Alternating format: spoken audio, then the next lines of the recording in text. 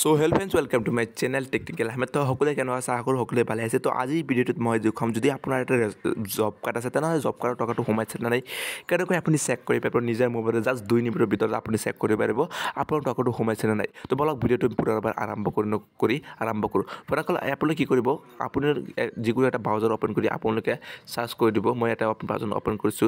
Search কৰাৰ পিছত আপুনি সাৰ্চ কৰিব গ্ৰাম্য পঞ্চায়ত। ইয়াত আপোনালোকে গ্ৰাম্য পঞ্চায়ত বুলি সাৰ্চ কৰি চাইছে আপোনালোকে গ্ৰাম্য পঞ্চায়ত বুলি সাৰ্চ কৰি দিব। সাৰ্চ কৰাৰ পিছত ইয়াত আপোনাৰ যিটো পেজ আহিব ফাৰ্ষ্টত এই পেজত আপোনালোকে ক্লিক কৰিব।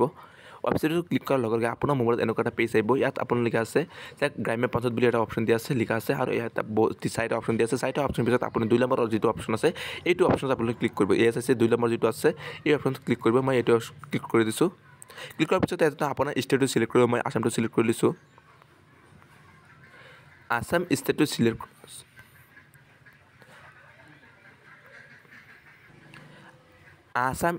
চিলেক্ট কৰাৰ পাছত আপোনাৰ মোবাইলত এনেকুৱা এটা পেজ আহিব। আপুনি ইয়াত কি কৰিব লাগিব কেতিয়াবা ডিটেইলছ দিব লাগিব।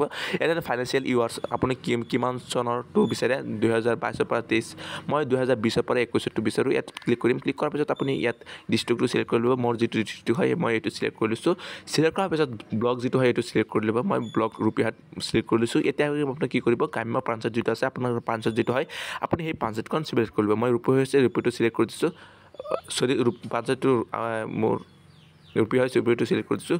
চিলেক্ট কৰাৰ পাছত এতিয়া আপুনি কি কৰিব প্ৰচিড যিটো এটা অপশ্যন দিবলৈ পাইছে প্ৰচিডটোত আপোনাৰ ক্লিক কৰিব।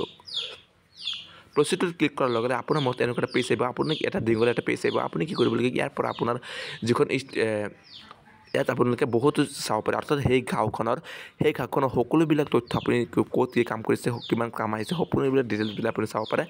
তো আপুনি ইয়াত সকলোবিলাক অপশ্যন আহি গৈছে। মই এতিয়া কি কৰিম মই মানে জাষ্ট জব কাৰ্ড যিটো আছে জব কাৰ্ডৰ টকাটো মানে সোমাইছে নাই সকলো মানুহৰ লিষ্ট এটা আহি যাবই। যদি ইয়াত লিখা আছে জব কাৰ্ড এমপ্লয়মেণ্ট ৰেজিষ্টাৰ বুলি এটা 4 নম্বৰ অপশ্যন দিয়া আছে। আপোনালোকে এই 4 নম্বৰ অপশ্যনটো ক্লিক কৰিব। মই দেখুৱাই দিছোঁ। ক্লিক কৰাৰ পাছত এনেকুৱা এটা পেজ আহিব। ইয়াত সকলো ধৰণৰ মানুহৰ নাম আছে। আপোনালোকে ইয়াত আপুনি আপোনাৰ যিটো নাম এইটো আপুনি কেনেকৈ চিলেক্ট কৰিব। তাকে এটা দীঘলীয়া এটা পেজ আহি গৈছে। এতিয়া যদি আপুনি আপোনাৰ নামটো যদি চিলেক্ট কৰিব বিচাৰি উলিয়াব বিচাৰে তেনেহ'লে আপুনি ইয়াত চাবলৈ বহুত সময় লাগিব। গতিকে মই এটা শ্বৰ্টকাট এটা টপিক টিক্স দেখুৱাই আছোঁ। 3 ডট আপোনালোকে ওপৰ চাব 3 ডট এটা দিয়া আছে। 3 ডটত ক্লিক কৰি ইয়াত আছে 3 ডট দিয়া আছে। 3 ডটত ক্লিক কৰি আপোনালোকে ফাইন এণ্ড প্লেচত ক্লিক কৰিব। ক্লিক কৰাৰ পাছত আপোনাৰ নামটো কি ইয়াত আপুনি চাৰ্চ কৰি দিব। ধৰি লওক মোৰ নাম মই এটা চাৰ্চ কৰি আছোঁ প্ৰীতম।